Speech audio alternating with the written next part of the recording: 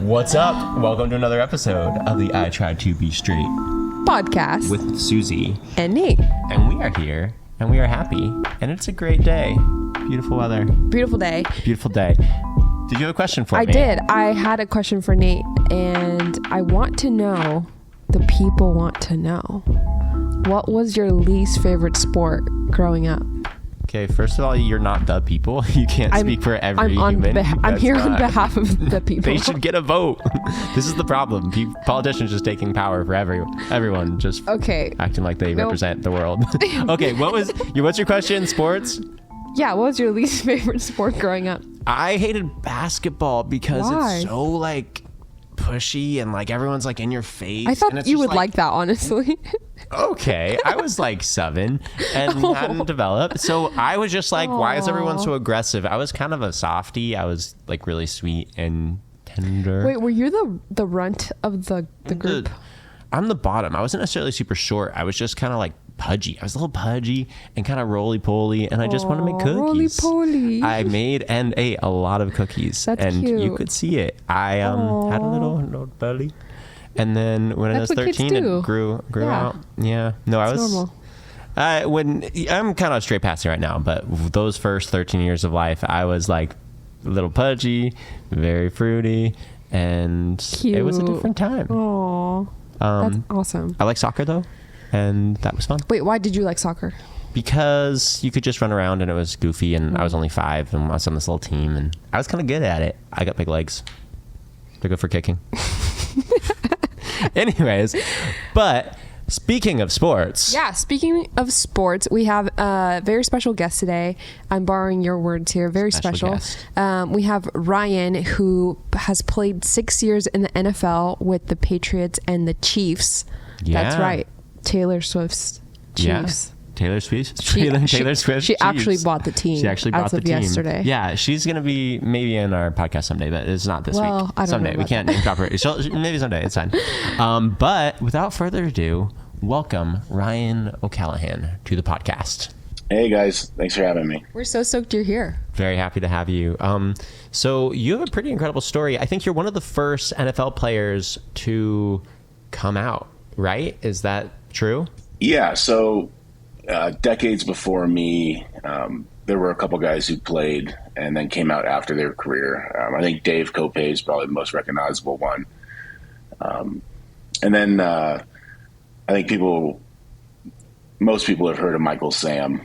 Back in 2014, He was the first out player drafted, and that just didn't go well for a variety of reasons. Yeah. But now, there's been a couple more, and I think we're up to about 5 of us, but it's still a very small group of us who have come out. But just, a few years ago, there was the first guy who was actively playing while out, and it went great. Carl's a good guy, and it didn't hurt his career, and I think that's really only been a positive for everyone kind of making their way through college and into the NFL, where they can feel like they can be themselves. Yeah. No, it's incredible, and I think that's partially because of the people that like you, who they're standing on the shoulders of.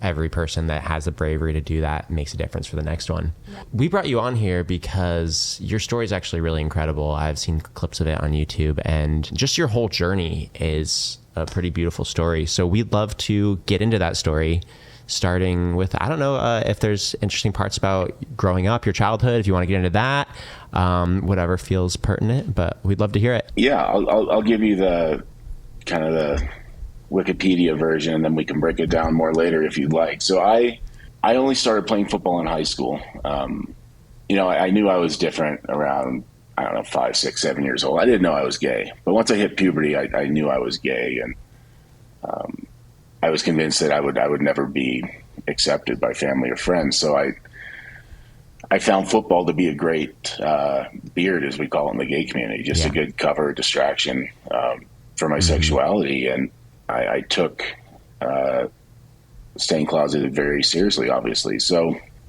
by my junior year in high school, got my first offer for a full ride scholarship to Cal, UC Berkeley, and I accepted that. In the end, I had quite a few offers, but I stuck with Berkeley, just thinking I wanted to be close to home. I'm from Northern California. And so I went there, and I was pretty good. Naturally, just being a big guy, I'm 6'7". Back then I was 340. Now I'm much smaller and care about myself. So I was good at football, and Wow. I saw the NFL as an opportunity that I never really considered before, just because I never loved football. I genuinely only played because I was gay and I thought it'd be a good cover. So Wow. I got drafted by the Patriots in 2006 and ended up playing 6 years.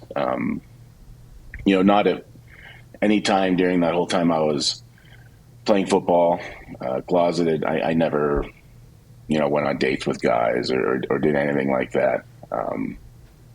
Honestly, I was just too paranoid and constantly thinking I was going to be outed to even, go online and look at options. So, but towards the end of my career, I was spiraling out of control. Suicide was going to be my out, and I quickly became addicted to painkillers because I had quite a few surgeries. I've had 7 shoulder surgeries, a few knees, just a lot of them. So I was no stranger to painkillers, but I quickly turned into an addict. And thankfully, our head athletic trainer for the Kansas City Chiefs noticed that I was acting funny. I think most people who are addicts feel like they do a good job of hiding it, but he was a professional and he recognized that something was up. So he suggested I go speak to someone, not knowing why I was, abusing the pills at the time.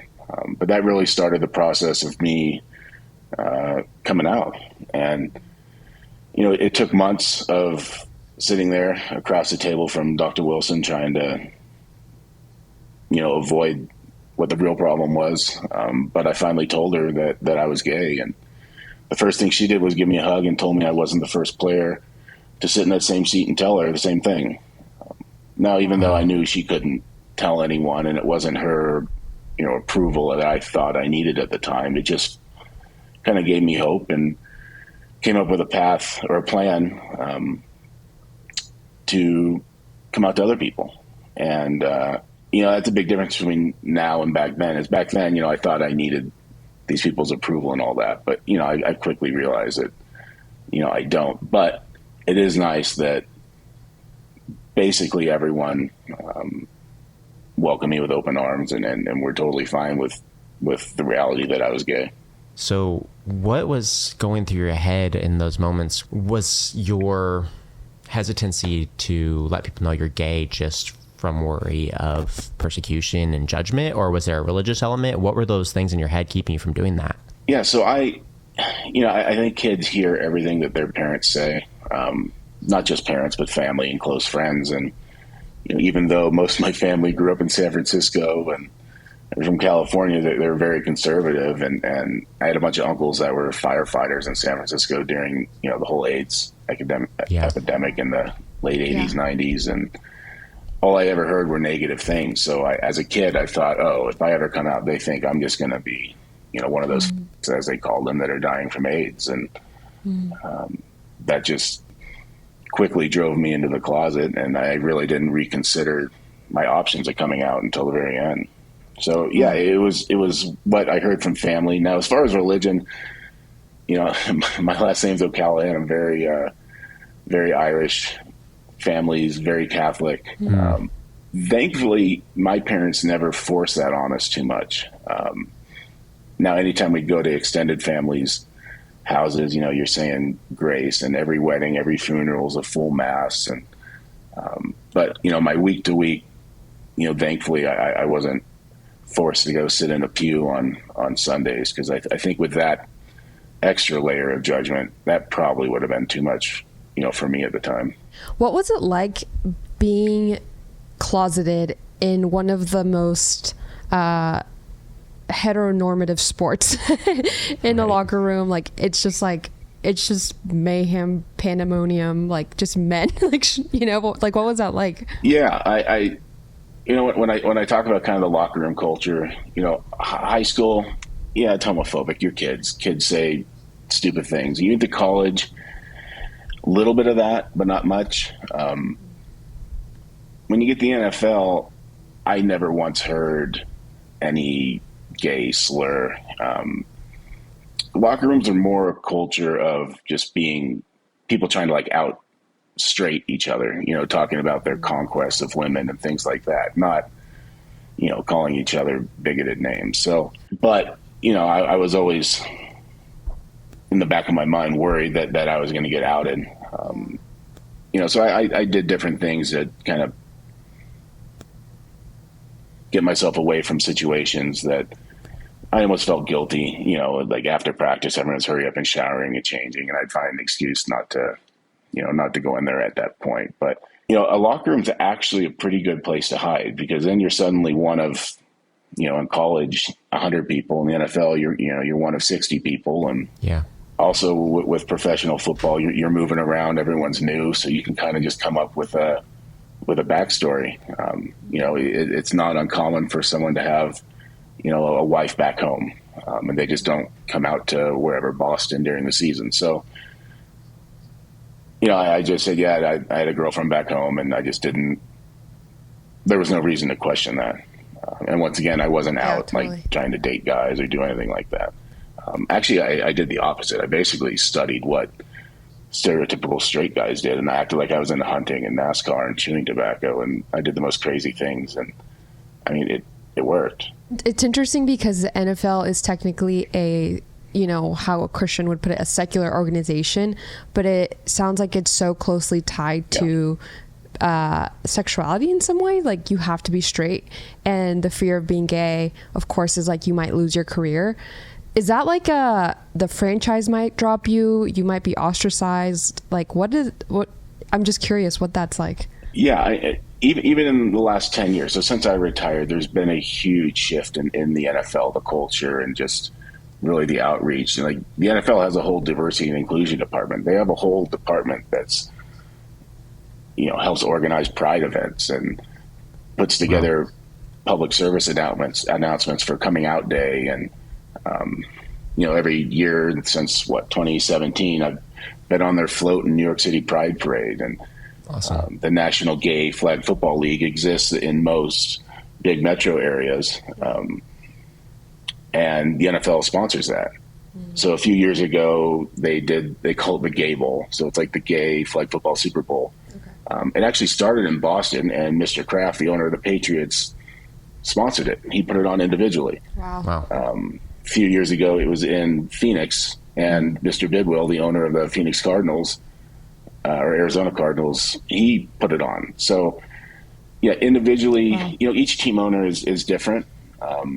They all have their own beliefs. Now, will you ever see the Chiefs hosting the Gay Bowl? Probably not, just because the Hunt family isn't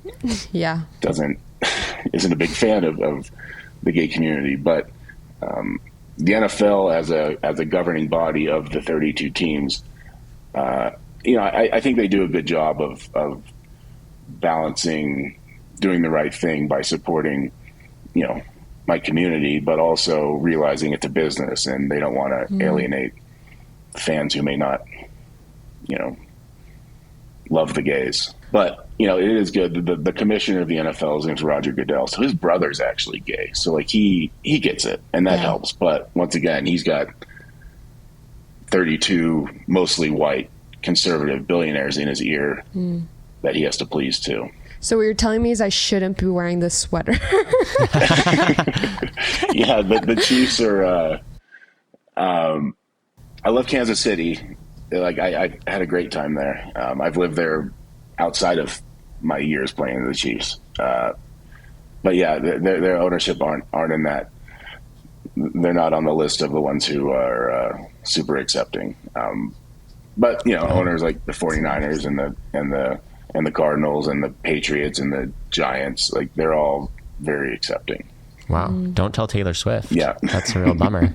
Well, listen, everyone's allowed to believe what they want, but there's no reason to be hateful. Yeah, absolutely.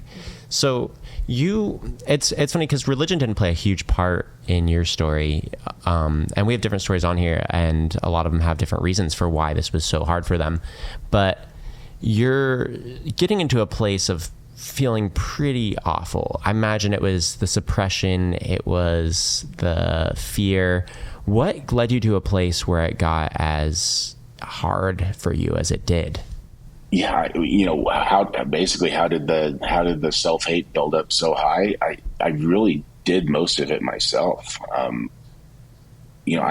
that whole time, really between, say 15 and 30, not once did I stop for 10 minutes and think, could I come out? I never saw a light at the end of the tunnel, but I also never stopped for long enough to give it, an honest consideration.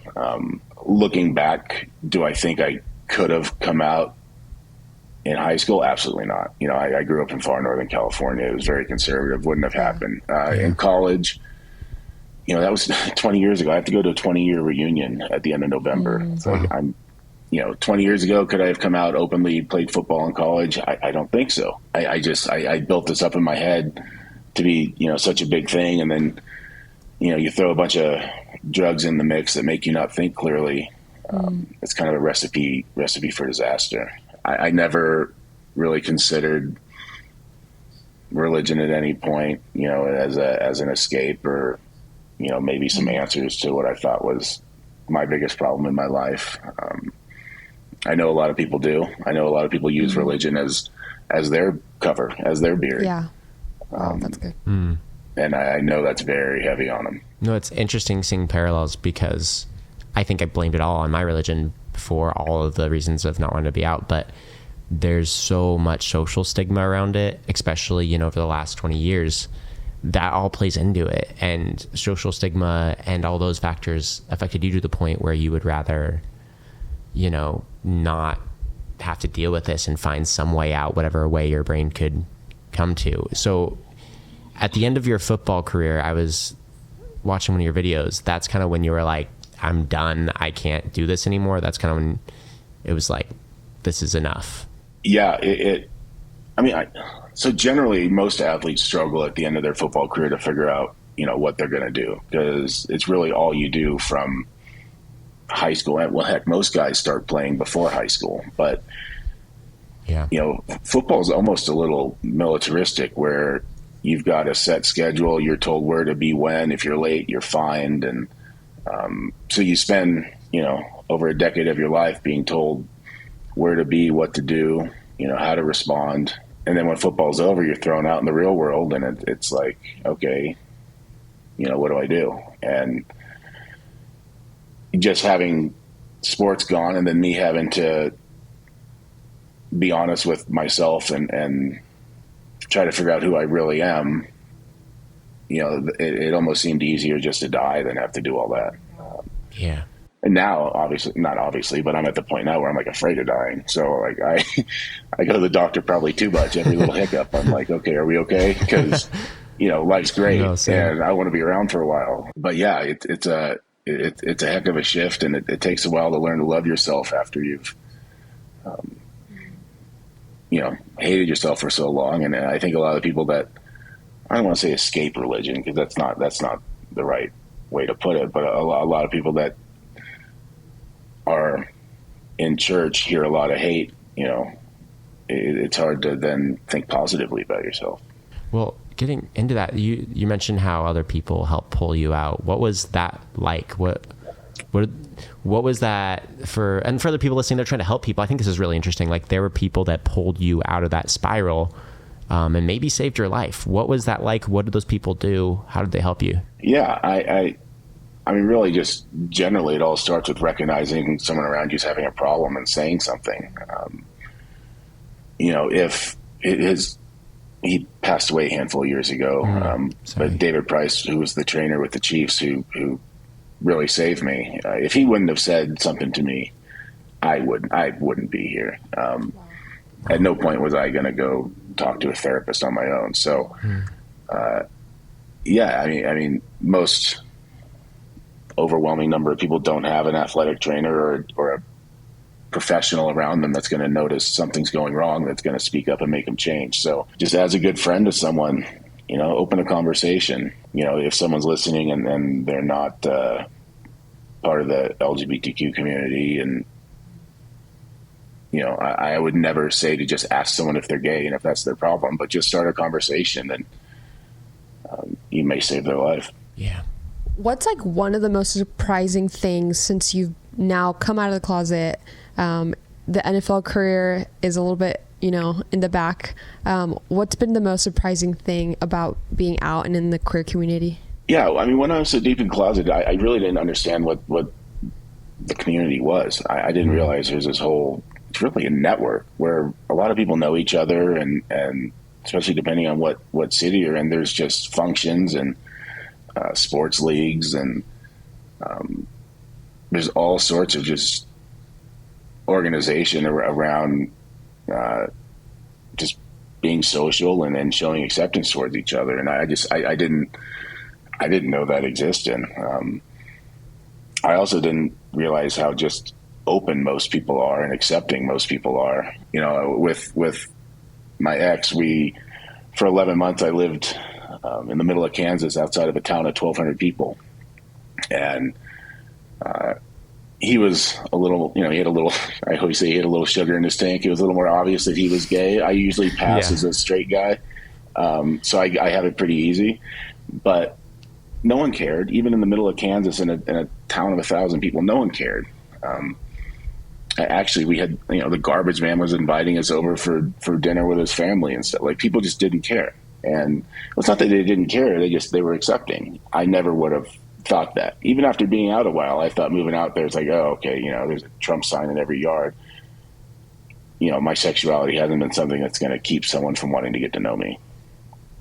And also just even as far as from the football world, the number of teammates who reached out just to basically give me a pat on the back and say, glad you're still around, and how accepting they are. And I've been to quite a few NFL functions where it's the same message over and over, which should only be encouraging for people out there who are considering coming out and thinking they might lose their family or friends. And here's the reality, though, too. If you do lose some people, I lost a couple of people after I came out. There's a whole community out there that will accept you. So I really wouldn't worry about that. In your opinion, because it seems like it's a systematic issue within most athletic communities at the pro level, where like the NBA, FIFA, there are a lot of people who are closeted in some way and they come out after their career is finished. What do you think needs to change now in order for people to feel comfortable coming out in those spaces? Yeah, I mean, I talked to quite a few closeted athletes. Anything I'm a safe space. I'm not going to say their name. They all have very similar stories for the most part, and also very similar concerns. And what I hear most about reasons they're not coming out is a lot of cultural things. Different communities aren't as accepting. Some guys have gone as far as getting married. So then there's that whole, I won't say problem, but now you got a wife and kids, and you got to sort that out. But a lot of it is the NFL. The average career is 3 years, a little over 3 years. Wow. NBA, I don't really know, but I imagine it can't be much longer than that. A lot of guys say, listen, I'll just wait 5 years, play, get that behind me, and then I'll come out. Wow. And I try to point to athletes who have come out and has actually enhanced their career. And not only coming out for personal reasons, but just if, one of these big name guys, because there are some big name guys who are closeted, if one of them came out, just the impact that would have on culture as a whole. The NFL's got, such a footprint in most homes where if, their favorite athlete came out, I think that could really change some opinions out there. Yeah. In a positive way. It's hard to convince someone to, in their mind, potentially jeopardize their future, their career, by coming out now instead of in 3 years. No, yeah. It's so interesting. It's such a fear of I might lose my livelihood because of this factor. And I'm putting myself in those shoes, and I'm like, yeah, why wouldn't I wait, 3-5 years and then fully come out? But I imagine there's such an emotional toll like the one that you went through in that waiting period. A lot of coaches always say the same thing, and kind of the thing that gets beat into you as an athlete is don't be a distraction. And, when you're closeted, you think coming out would be a massive distraction. But once again, there are examples of, like Carl, when he came out, it was in the media for a few days, probably a week. And then he just went on and kept playing. So, that's really going to be the reality. And most of these pro organizations like, the NBA, MLB, NFL, they actually have plans in place where someone does want to come out. Mainly because of what happened in 2014, I believe it was, when Michael Sam came out and things didn't go so well. Wait, what? For those of us who don't know, which I don't know the full story, what did happen with Michael Sam? It was like the headline everywhere. And then the teams didn't have a good response. The NFL didn't really know how to support him and to try to write the headlines besides the headlines writing themselves type thing. And then you throw in the mix of people trying to make outside shows just about that and letting that be allowed. And, is all that why Michael never made the team? I don't know. You still have to be a really good football player, but it certainly didn't help. It just became a media circus. If there's no protection for them, and they could pick someone that doesn't have any media attention around them or any drama or any players, because you never know, some players could react poorly to that. Why deal with that if they don't have to, if no one's pushing for it? So that could easily have led to teams not wanting him. Is there anything that you would go back and change in your career, or even in, as you're playing in high school and all that? So I love where I'm at in life now. I'm 41, hurts to say, but I'm, retired. I've basically been retired for 10 years. So if I go back and change anything too much, I may have to have a job right now. So I don't want to change anything too much, but I definitely, if I would have came out when I was younger, I wouldn't have played football, just because, once again, the only reason I played football was as a cover. So, I wouldn't change that. I think I just probably would have told myself to take a deep breath and try to be a little more positive. No, obviously, I had a lot of fun. It's hard not to have fun when you're 22 years old and given piles of money. So, it wasn't all bad, but I definitely would have been kinder to myself. Yeah. And there's some things that would have changed, professionally, of how I trained in the off season and things like that, maybe to prevent some injuries. But, at this point, I think about that because all my injuries have caught up to me, but life's good. Well, okay, you look so great for 41. Your skin's glowing. If people are not watching, please turn your video on because your skin's glowing. You look great. Yeah. So kudos to you. Whatever you're doing, I need your skin care routine after this. Skin care. Your skin care. No, when I tell people my skin care routine, they hate me. What is it? You know what they do?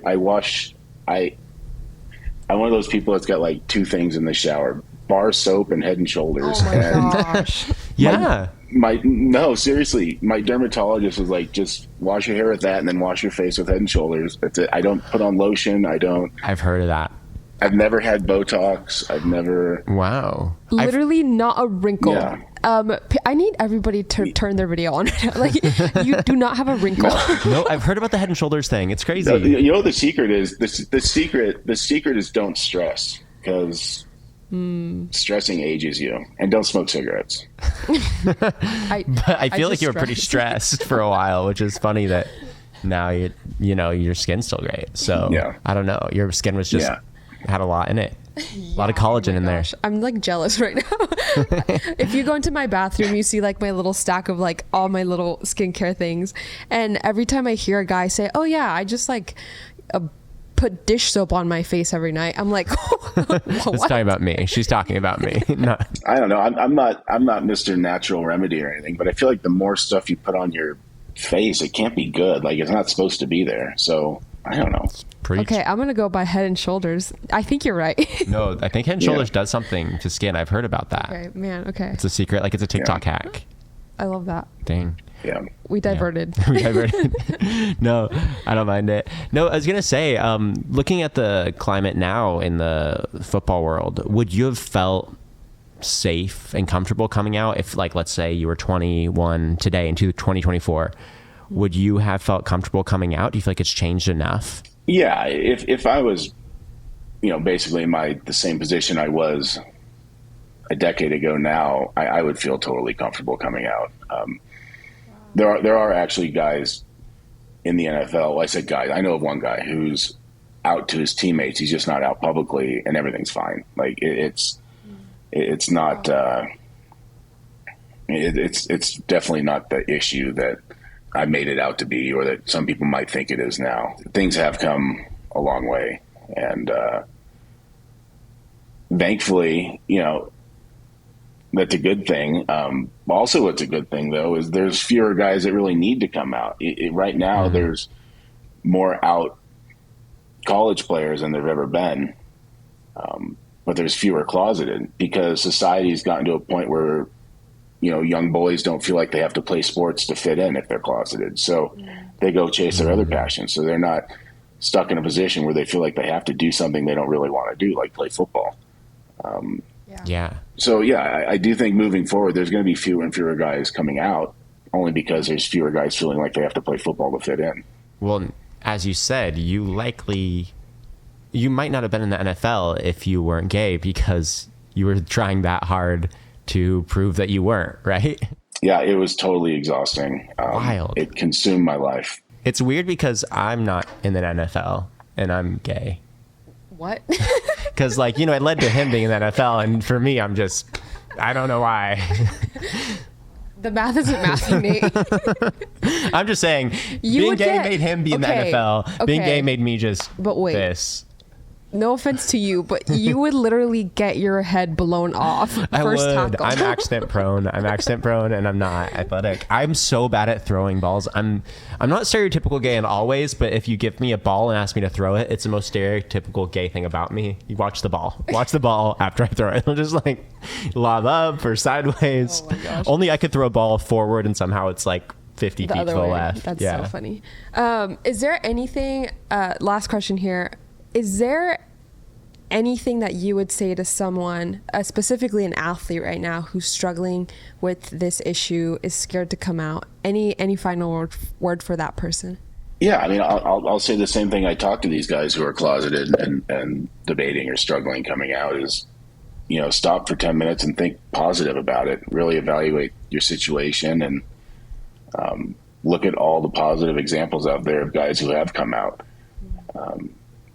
There definitely is a light at the end of the tunnel, and just be positive about it. I always harp on that because I was just so opposite, but also at that time I didn't have the examples that exist today. It's funny. I've been in a lot of cultures where a lot of the recommendations for me were to just try and be more masculine, play sports, do this or that, in the ideology that would actually turn me more straight. And I think as someone who is obviously quite masculine, athletic, you could say it didn't turn you any straighter, even at the NFL level. It's wild to me that people still think being gay, being straight, being all that, people think that's a choice. And a lot of, I won't use names, but one of my good friends, he comes from a very Christian conservative family, went to Jesuit college Nazarene college. And, he's got a family member who's, threatening not to let him around their kids and this and the other thing. And now the latest thing was he thought that his mom might have turned him gay because he was too soft on him. And listen, if someone thinks it's the environment of how you're raised, it's going to turn you gay. I was around the most masculine, toxic environment ever, and I'm still gay. It's laughable to me that people think that it's a choice, and then they try to come up with all these things that they're convinced, though, this is why you're actually gay. It's just, I think, as if they admit that you're actually born this way, that makes them question, well, if they're religious, kind of their whole understanding of things or anything else. And then, and then these guys, once again, that say, oh, you chose to be gay. I'm always like, okay, well, if you chose that you like women, I think that means you're actually bisexual if you actually made a choice one day. Yeah. And that really gets them thinking. I bet. That's funny. Yeah. No, you're saying how, like, if you were to go into, like, you know, to your 21-year-old birthday and, like, you're in this climate today, you might have been comfortable coming out. And that, I mean, for you, you had people around you that pulled you off of some steep ledges when you were going through all of this. But, you know, you could be gone right now. Now, all of that wouldn't have been part of your story. Those dark moments, that really, those hard times would not be part of your story if you had just been in an environment that let you be who you were and accept yourself, right? Yeah, I my whole life would have been different if I was raised in a more accepting household, or just not in Redding, California, and not in, you know, the 90s. So, Yeah. you know, I live in Denver now, and, you know, I don't know how familiar people are, but Denver is a very accepting, liberal city. Yeah. You drive down the street, there's gay flags everywhere in the middle of winter, not just in Pride Month. And I think there's something to be said about being raised somewhere where the overall vibe is of positivity and love instead of just angry people. It's awesome that we're all here doing as well as we are. And it's awesome that the next generation hopefully will have more voices and not have to potentially be in the situations that you were in. And really glad you're here and sharing your story. Thanks for sharing your story with us, but also all the work you're doing, sharing your story around the world, going to those parades. Like, your voice is hugely important to so many people that really need it. Yeah, no, I appreciate it, and I'm happy to speak out. And I figure if I'm not one of the people, you know, out there at the table with these organizations, you know, I might be on the menu. So I'd rather go out there and, you know, have a positive impact. And if anyone's closeted, you know, you can find me on Instagram, shoot me a message if you really need to talk. You know, I'm not a therapist. I'm not always quick at responding, but yeah, I hear from a lot of people still. Yeah, and you have some cool projects coming down the pipeline. And if people want to follow you, what's your at? Do you have a TikTok that they can follow you on, Instagram, all these fun things? The introvert in me cringes when I think of me with a TikTok, but I have Instagram. What is my Instagram? I think it's O'Callahan Ryan. So my last name, then my first name.